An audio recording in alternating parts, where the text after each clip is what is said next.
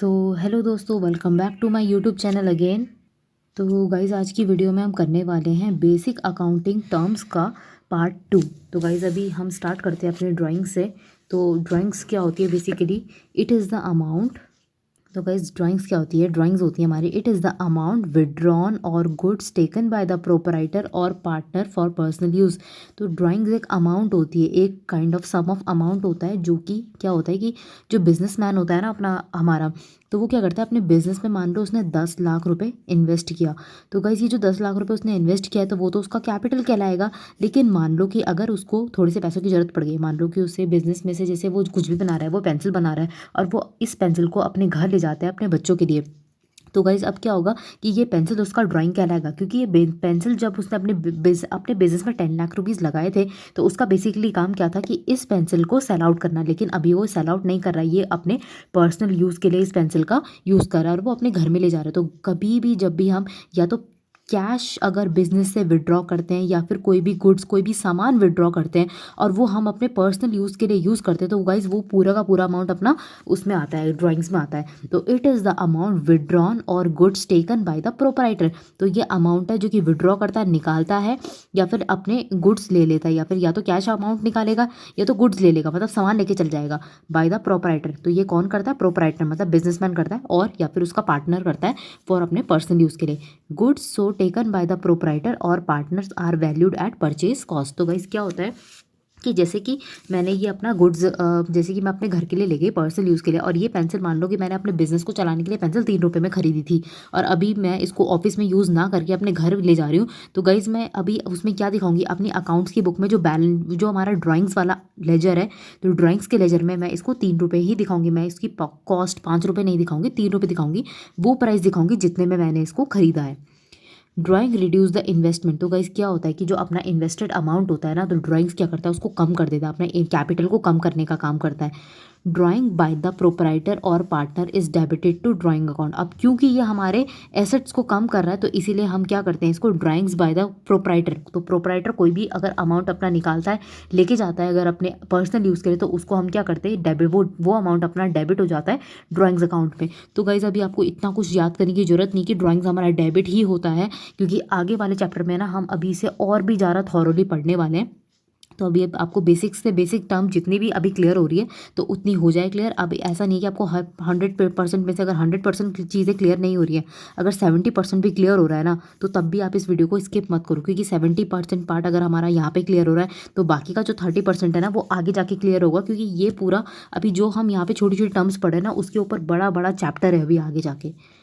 At the time of preparing balance sheet, it deducted from the capital। तो guys, होता क्या है कि जब हम अपना बैलेंस शीट बना रहे होते हैं ना, तो ये जो अपना ड्राइंग होता है, ये कैपिटल से हमारा माइनस हो जाता है। तो अभी नेक्स्ट टर्म अपनी आती है लाइबिलिटीज। तो what are liabilities? Liabilities means, तो guys, what are liabilities? Liability means amount owed और पेबल बाय द बिजनेस। तो गाइज, लाइबिलिटी का मतलब होता है कि जो भी हमारा अमाउंट है जो कि अभी उधारी में चल रहा है, अभी हमने किसी से उधार ले रखा है, या फिर कोई ऐसा अमाउंट है जो कि अभी हमारे बिजनेस, जो कि हमें पे करना है किसी दूसरे पर्सन को। Liability towards the owner. Liability towards the owner का मतलब होता है of the business is term as internal liabilities. तो इंटरनल लाइबिलिटी मतलब कि हमारी हमारी अपने बिजनेस के प्रति ही कोई लाइबिलिटी बनती है जो कि अराइज हो रही है और जो हमें पे करनी है। On the other hand, liability towards outsider. तो गाइस, एक जो लाइबिलिटी होती है जो बाहरी होती है, जो जैसे कि हमें कोई लोन पे करना है, तो वो हमारी एक्सटर्नल लाइबिलिटी होगी। जैसे कि हमें डेप्रिसिएशन पे करना है, तो वो हमारे इंटरनल लाइबिलिटीज़ होगी। तो हमारी बेसिकली दो काइंड्स की लाइबिलिटी होती है, एक होती है हमारी इंटरनल लाइबिलिटी और दूसरी होती है हमारी एक्सटर्नल लाइबिलिटीज़। आगे चलते हैं। External liability arise because of credit transactions और लोन टेकन। तो गाइज, एक्सटर्नल लाइबिलिटीज़ कब अराइज होती हैं?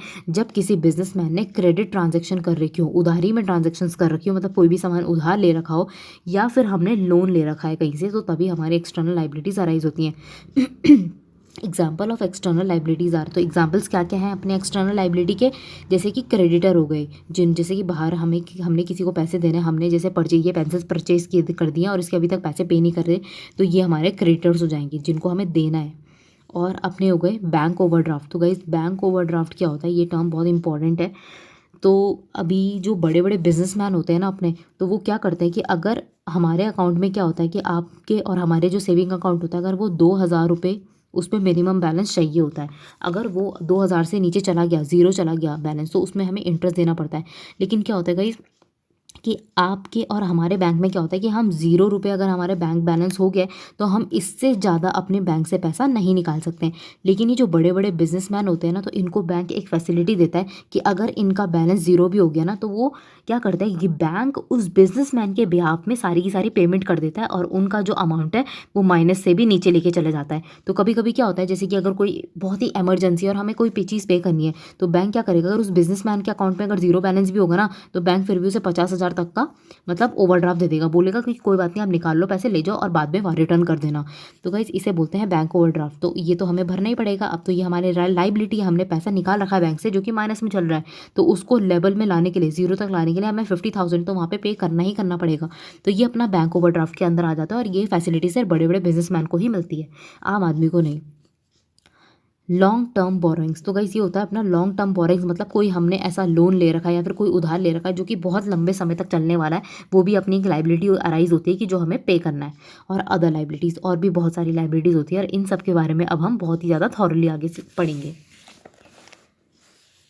तो गाइस यहाँ पे दे रखा है इसमें नॉन करंट लाइबिलिटीज़। तो नॉन करंट लाइबिलिटीज़ क्या होती है, करंट मतलब ये वो वाला करंट नहीं है जो फिजिक्स में आप पढ़ते थे, अभी आप अकाउंट मतलब आप कॉमर्स पढ़ रहे हो। तो करंट का मतलब होता है रीसेंट, कि अभी ऐसी लाइबिलिटी जो कि हमें बहुत जल्दी जल्दी पे करना, जो बहुत जल्दी जल्दी पे नहीं करनी है। तो non current liability is a liability which is payable after a period of more than 1 year, जो कि हम 1 साल बाद भी उसे पे करें ना, अगर जरूरी नहीं है कि हमें 1 साल के अंदर अंदर पे करनी है, वो आराम से हम 1 साल के बाद भी कभी भी पे कर सकते हैं। वो हमारी नॉन टर्म लाइबिलिटीज़ के अंदर आती है। जैसे कि नॉन टर्म लाइबिलिटीज़ में आ गया लॉन्ग टर्म लोन्स, तो बहुत लंबे लंबे लोन्स हैं जो 20-20, 25-25 साल तक चलते रहेंगे। अपने डिवेंचर्स हो गए जो हम आके से आराम से पे करते रहेंगे, तो ये सारी अपनी नॉन टर्म लाइबिलिटीज़ हो गई। तो गाइस इसी का उल्टा करंट लाइबिलिटीज़ क्या होता है, current liability is that liability which is payable with in a 12 month, जो कि हमें 12 महीने के अंदर अंदर अपने अकाउंटिंग पीरियड के क्लोज होने से पहले पहले पे करनी होती है। Examples of current liabilities are, तो एग्जाम्पल्स क्या क्या है करंट लाइबिलिटी के, अपने क्रेडिटर्स हो गए, शॉर्ट टर्म क्रेडिटर्स बेसिकली हम इन्हें बोलेंगे। बिल्स पेएबल हो गए जो कि विद इन 2 मंथ्स और 3 मंथ्स हमें पे करने होते हैं। और शॉर्ट टर्म लोन्स, कोई ऐसे लोन जो कि हमने बहुत ही कम समय के लिए ले रखे होंगे। तो गाइस नेक्स्ट पेज पे आते हैं। अब यहाँ पे लिखा है classification of liabilities in the case of companies as schedule 3 of the companies act 2013।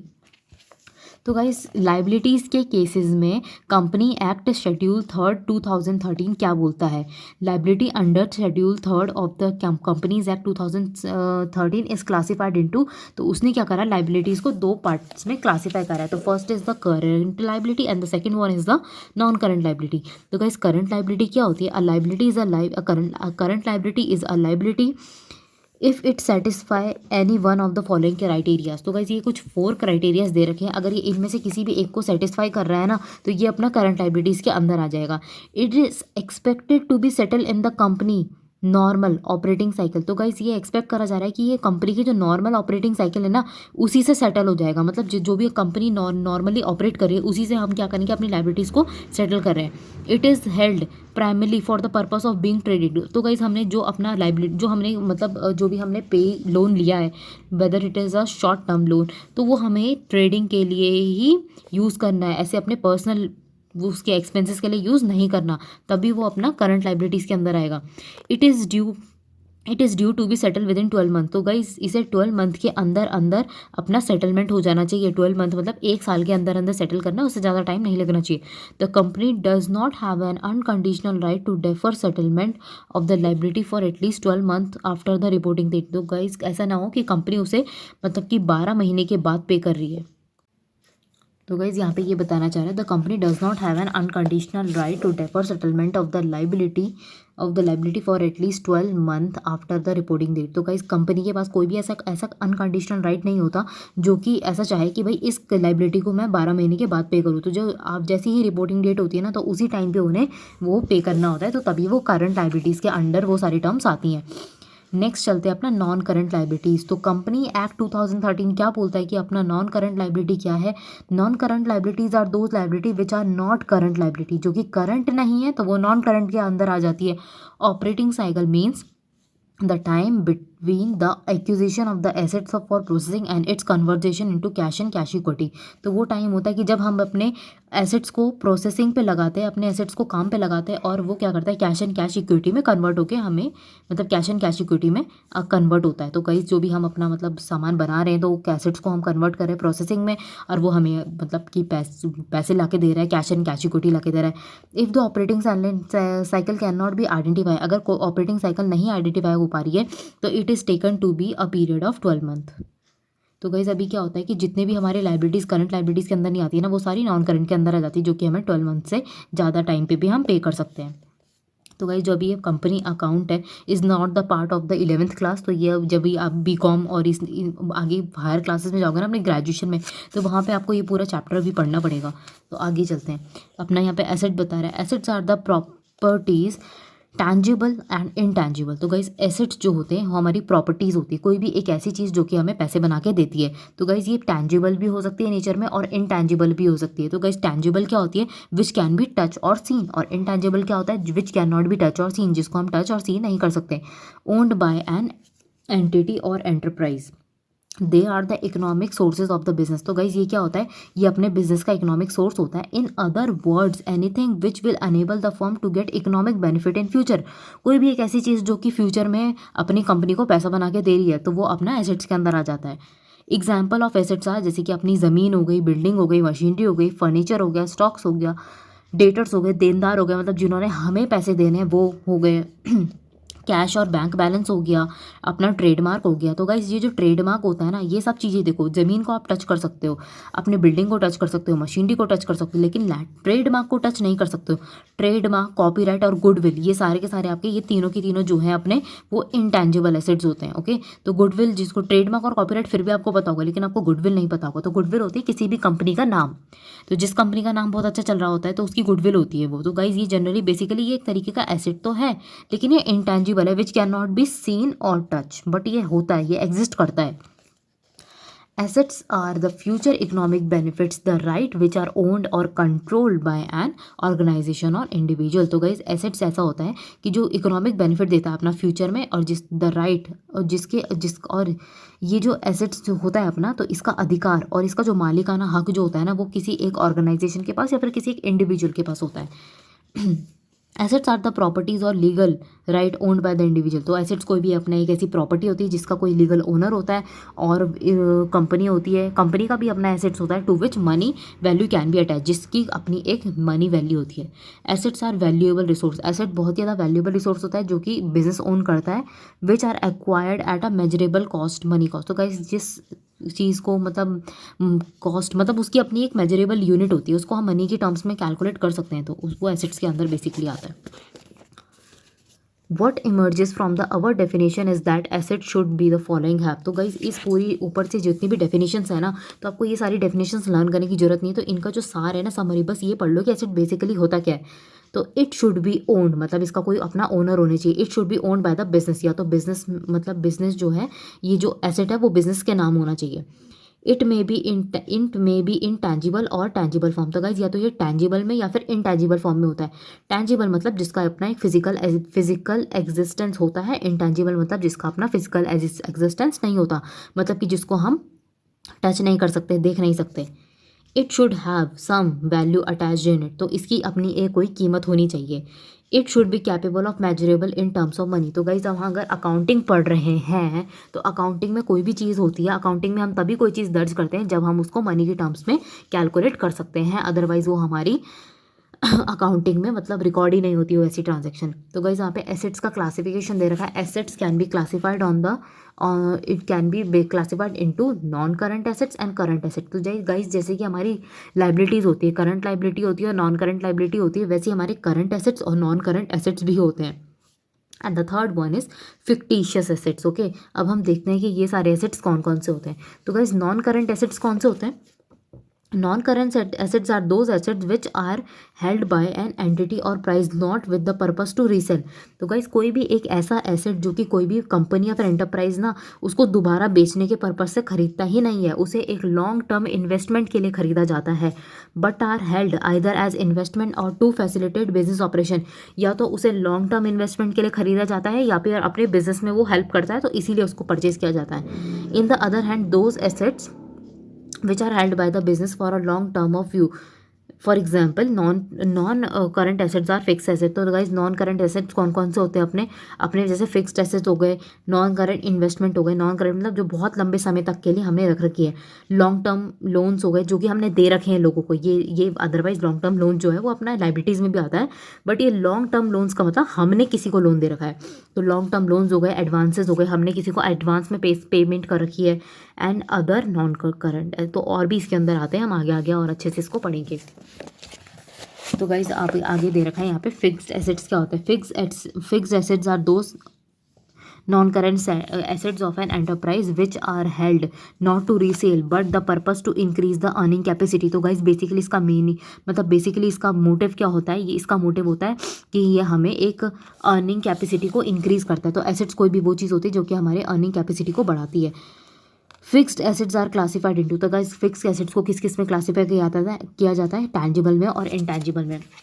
Tangible assets क्या होते हैं? Tangible assets are those assets which have physical existence, they can be seen और touch. For example tangible assets are land, building, machinery, computer, furniture etcetera. Intangible assets क्या होते हैं? Which can not be which do not have physical existence, they can not be seen और touch. For example of intangible assets are patent हो गया, goodwill हो गया, trademark हो गया, कंप्यूटर सॉफ्टवेयर हो गया। तो ये सारे इंटेंजिबल एसेट्स के अंदर अपने आ जाते हैं। आगे आ गया अपना current assets. Current assets are those assets which are held by a entity और enterprise for the purpose of converting them into cash with in a short period of time. तो गाइस करंट एसेट्स वो assets होते हैं जो कि कोई भी enterprise और फिर एंटिटी उसे इसीलिए खरीदता है कि उसे मतलब विद इन अ 1 ईयर उसे कैश में कन्वर्ट किया जा सकता है। For example goods are purchase with the purpose to resell. जैसे कि हमने सामान खरीदा, ये पेंसिल बनाने के मैंने वुड खरीदा, क्यों खरीदा? ताकि मैं इसको जल्दी से जल्दी बेच सकूं एंड अर्न प्रॉफिट, और फटाफट से पैसे कमा सकूं। Debtors exist to convert them into the cash. और डेटर्स होते हैं जो हमारे देनदार होते हैं। तो गाइस कौन ही चाहेगा कि कोई हमारे पैसे वापस ना करे, तो सब चाहते हैं कि जल्दी जल्दी हमारे पैसे वापस मिल जाए। तो जो डेटर होते हैं, देनदार होते हैं, ये भी हमारे करंट एसेट्स में आता है क्योंकि हम चाहते हैं कि 1 साल के अंदर अंदर ये हमारा सारा पैसा वापस कर दें। That is receive the amount from them, जैसे कि फटाफट से इनसे हम कैश में अपना पैसा ले लें। बिल्स रिसीवेबल हो गए, ये भी हमारे करंट एसेट्स में आते हैं। तो गाइस ये बिल्स रिसीवेबल पूरा एक चैप्टर है, आगे आएगा। तो अभी आप बस ये समझ लो कि कुछ ऐसे बिल्स होते हैं जो कि हमें मिलने वाले हैं, मतलब कि किसी ने हमें पेमेंट करनी है तो वो मिलने वाले हैं। तो हम यही चाहेंगे कि वो जल्दी से जल्दी पेमेंट कर दें, तो इसीलिए हमने इसे करंट एसेट्स के अंदर डाल रखा है। प्रीपेड एक्सपेंसेस अपने हो गए, वो करंट एसेट्स के अंदर आते हैं। प्रीपेड एक्सपेंसेस मतलब कोई ऐसे एक्सपेंसेस थे जो इसकी पेमेंट हमने पहले ही कर दी है, मतलब अभी हमें उसे पहले हमने उसकी पेमेंट कर दी, फिर हम उसकी सर्विसेज को लेते हैं, इनकर्ड करते हैं। Are also classified as the current assets although they can not be converted into cash. जबकि उसको कैश में कन्वर्ट तो नहीं करा जा सकता गाइस, पर उसे सर्विस में तो कन्वर्ट किया जा सकता है। तो इसलिए प्रीपेड एक्सपेंसेस भी हमारे करंट एसेट्स में आते हैं। They are so classified because a part of benefit from such a expense is available in the next accounting year. तो गाइस ऐसा क्यों होता है कि नेक्स्ट अकाउंटिंग ईयर में हमें इसका बेनिफिट मिलने वाला है, तो इसीलिए हम इसको भी करंट एसेट्स में डालते हैं। What are fictitious assets? Fictitious assets are those assets which are either tangible, ये या तो tangible होते हैं, और intangible assets. They are lost not written off in the year in which they are incurred but in more than one accounting period. तो guys ये एक तरीके का लॉस है, मतलब कि जो कि इस साल तो राइट ऑफ हो रहा है ना, लेकिन ये भविष्य में जाके आपको बहुत ही ज़्यादा अच्छे से इसका बेनिफिट मिलने वाला है। In case of the firm, example of the fictitious asset is deferred revenue expenditure. तो guys deferred revenue expenditure such as जैसे कि अपना advertisement expenditure हो गया। Advertisement expenditure deferred revenue expenditure के अंदर इसलिए आता है। तो गाइस क्या होता है कि अगर हमने एडवर्टीजमेंट पे अभी पैसा खर्च कर रखा है, तो मैंने आज की डेट में एडवर्टीजमेंट में कुछ certain amount of money invest किया, तो जब तक वो ऐड घर घर तक लोगों तक नहीं पहुंचेगी, तब तक तो मुझे उसका नुकसान ही है ना, कि मैं इतना एडवर्टीजमेंट में पैसा खर्चा कर रही हूँ। लेकिन एक बार वो हर घर में एडवर्टीजमेंट पहुँच गई और सब लोग उसे देखने लग गए, सब लोग मेरे प्रोडक्ट्स को खरीदने लगे, तो उसके बाद वो मुझे फ्यूचर में बहुत ही ज़्यादा बेनिफिट बना के देने वाला है। तो इसीलिए एडवर्टीजमेंट एक्सपेंडिचर जो है अपना डिफर्ड रेवेन्यू एक्सपेंडिचर और फिक्टिशियस एसेट्स के अंदर आता है। डिस्काउंट और losses on issue of debentures, तो जब गाइज हम जब डिबेंचर्स इशू करते हैं तो हम उन्हें डिस्काउंट देते हैं लोगों को, ताकि वो ज़्यादा से ज़्यादा डिबेंचर्स को वो करें, खरीदें। तो इज़ एन एग्जांपल, तो ये उस टाइम पे पर्टिकुलर टाइम पे तो हमें फ़ायदा नहीं देता, लेकिन आगे चल के ये हमें इतना ज़्यादा कैपिटल इकट्ठा करके देने वाला है, तो जिसका डिस्काउंट की भरपाई बहुत जल्दी हो जाती है और हमें पता भी नहीं लगता। तो आगे चलते हैं, classification of assets in the case of company as per schedule 3 of the companies act. तो एसेट्स, अब कंपनी एक्ट क्या बोलता है एसेट्स के बारे में, assets like liabilities are classified into, तो जैसे कि लाइबिलिटीज़ को क्लासीफाई किया गया है कंपनीज एक्ट में, वैसे ही एसेट्स को भी क्लासीफाई किया गया है। तो इसको भी दो टर्म्स में क्लासीफाई किया गया है, that is current assets and non current assets. They are defined as current assets, an asset is a current asset if it satisfy any one of the following criteria. तो एक assets को आप current asset इसलिए बोलोगे जब वो इनमें से कोई भी एक क्राइटेरिया को फुलफिल कर रहा है। It is expected to be realized or is intended for sale or consumption in the company normal operating cycle। तो जो कंपनी की नॉर्मल ऑपरेटिंग साइकिल है, तो गाइज इसको ऐसा रियलाइज़ करा जा रहा है कि इसको हम एक साल के अंदर अंदर कंज्यूम कर ले, उसके सेल को कंज्यूम कर ले। It is held primary for the purpose of being traded. Obviously ये जो हमारा एसेट है ना, वो ट्रेडिंग पर्पस के लिए हमने इसको ले रखा है, मतलब हमने खरीदना और बेचना अपने पर्सनल यूज़ के लिए नहीं, हमने ट्रेडिंग पर्पस के लिए लिया है। It is expected to be realised, इसकी जो अभी रियलाइजेशन है ना गाइस, तो उसे हमें 12 महीने के अंदर अंदर मिल जानी चाहिए, उसका जो बेनिफिट है। It is cash and cash equity unless is restricted for being exchange और to settle liability for at least 12 month after the reporting date. तो इसकी जो कैश एंड कैश इक्विटी है, अनलेस इट इज़ रिस्ट्रिक्टेड, जब तक इसका दे रखा है एक टाइम पीरियड, इसको किसी भी चीज़ के साथ हमें एक्सचेंज नहीं करना है, और use to be settle with liability. ऐसा नहीं है कि मैंने कहीं पे कोई लोन ले रखा था 1 लाख का, और जैसे ये पेंसिल्स हैं, मैंने बहुत सारी पेंसिल्स को उसके मतलब कि ये जो मेरी करंट एसेट्स है, मैंने लोन भरने के लिए ये सारे के सारे अपने पेंसिल्स को मतलब उनको दे दिया। तो ये रिस्ट्रिक्ट किया जाता है कि नहीं, इसको हमें रिस्ट्रिक्ट मतलब कि ये ऐसा हम नहीं कर सकते कि अपनी लाइबिलिटीज़ को पे ऑफ करने के लिए हम ये चीज़ दे रहे हैं, तो ये फिर हमारी करंट एसेट्स के अंदर नहीं आएगी। नॉन करंट एसेट्स क्या होते हैं गाइज अपने? Non current assets are those assets which are not current assets, obviously जो कि करंट नहीं होते, जो जिसका फ़ायदा हमें एक साल के अंदर अंदर तो नहीं मिलने वाला है, उसका फ़ायदा एक साल से ज़्यादा के टाइम पे मिलेगा। Operating cycle means the time between the acquisition of the assets for processing. तो ऑपरेटिंग साइकिल क्या होता है? नॉर्मली वो साइकिल होती है कि जिस पीरियड के विद इन हम अपना काम कर रहे होते हैं, जैसे कि हमने कोई भी एसेट को प्रोसेसिंग पे लगाया, उसको कैश एंड कैश इक्विटी में कन्वर्ट किया। If the operating cycle can not B identify, अगर यहाँ पे इस पूरे केस में ऑपरेटिंग साइकिल को हम लोग आइडेंटिफाई नहीं कर पा रहे कि हम जो अपना बिजनेस चला रहे हैं वो पर्टिकुलर किस चीज़ पे चला रहे हैं, क्यों चला रहे हैं, it is taken to be a period of 12 month. पढ़ते हैं अपने चैप्टर में, that is receipt. Receipt is the amount received और रिसीवेबल फॉर सेलिंग एसेट्स। तो गाइज रिसिप्ट क्या होता है? रिसिप्ट एक अमाउंट होता है जो कि हमें रिसीव होता है या रिसीव होने वाला होता है कोई भी एसेट को बेचने के बाद, कोई भी गुड्स को बेचने के बाद, या फिर कोई भी सर्विसेज को देने के बाद जो अमाउंट हमें रिसीव होने वाला है वो अपना रिसिप्ट्स के अंदर आ जाता है। Receipts are further classified into revenue receipt and the capital receipt. तो गाइज रिसिप्ट का भी इसमें 2 कैटेगरीज दे रखी है, एक होती है अपनी रेवेन्यू रिसिप्ट और दूसरी होती है अपनी कैपिटल रिसिप्ट। तो रेवेन्यू रिसिप्ट क्या होती है? Revenue receipt, it is the amount received और receivable in the normal course of business से against the sale of goods. तो गाइज जब भी हमारा sale out goods sale out होता है ना, तो क्या होता है कि ये बेसिकली ये नॉर्मल कोर्स ऑफ टाइम पे जो हमें पैसा मिलता है उसे हम रेवेन्यू रिसिप्ट बोलते हैं। रेंडरिंग ऑफ सर्विसेज, जैसे कि मैं कोई सामान बेच रही हूँ उस पर जो मुझे रिसिप्ट रिसीव मिल रही है, और जो मैं सर्विस दे रही हूँ उसमें मुझे कोई पैसा मिल रहा है, जैसे कि मैं अगर टीचिंग कर रही हूँ तो टीचर से टीचिंग करके मेरे को कोई फ़ी मिल रही है, तो वो भी हमारा रेवेन्यू रिसिप्ट के अंडर आएगा। या फिर मैंने कोई इन्वेस्टमेंट कर रखी है बिजनेस में, रिसोर्सेज से in fix deposit, they are shown in the profit and loss account. तो गाइस जो रेवेन्यू रिसिप्ट है जनरली वो प्रॉफिट एंड लॉस अकाउंट के अंडर आती है in the case of the enterprise and in income and expenditure in the not for profit organisation. तो guys अगर हम कोई कंपनी चला रहे हैं ना, तो हमें बेसिकली क्या बनाना पड़ेगा? हमें कंपनी चलाने के लिए बेसिकली प्रॉफिट एंड लॉस का अकाउंट बनाना होता है। लेकिन अगर मुझे एनपीओ चला रही हूँ, नॉट फॉर प्रॉफिट ऑर्गेनाइजेशन चला रही हूँ, तो गाइज उसमें क्या होता है कि उसमें हमारी इनकम एंड एक्सपेंडिचर रिसिप्ट बनती है।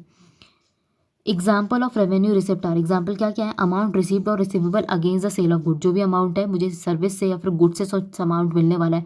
इंटरेस्ट ऑन फिक्स डिपॉजिट, जो भी फिक्स डिपॉजिट है उससे जो इंटरेस्ट रिसीव होने वाला है। इन्वेस्टमेंट से जो इंटरेस्ट रिसीव होने वाला है, ये सारा अपना रेवेन्यू रिसिप्ट के अंदर आता है।